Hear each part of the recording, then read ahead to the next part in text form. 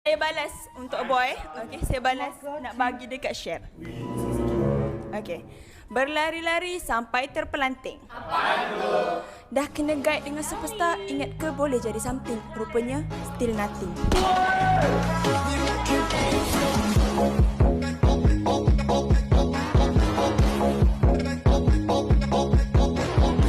Aku mau balas. Kau bagi dekat share, aku bagi dekat kau. Aisyah tiada kelas. Orang lain revenue makin sedap, makin rajin, tapi kau makin malas.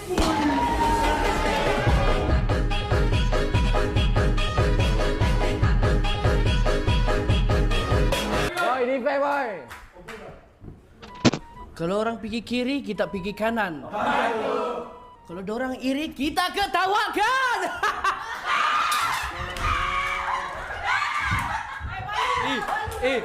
Apa tu? Aku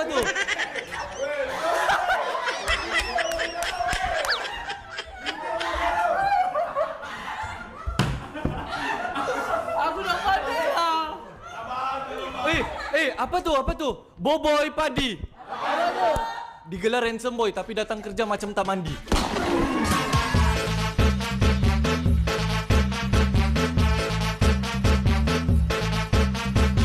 Saya balas untuk boy.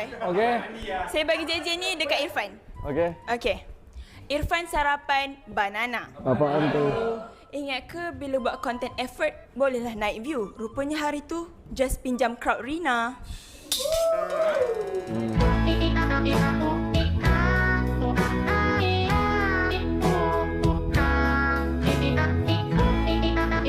Kejap.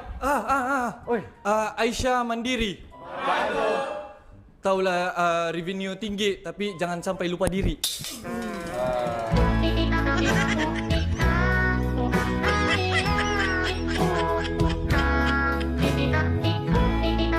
Saya nak balas. Beli baju di Tenten.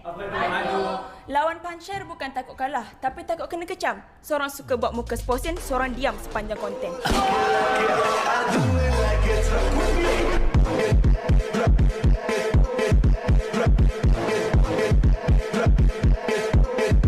Okey. Balas. Aisyah suka makan Pizza Hut. Apaan tu? Nampak je Alim baik hati. Lah, rupanya jahat.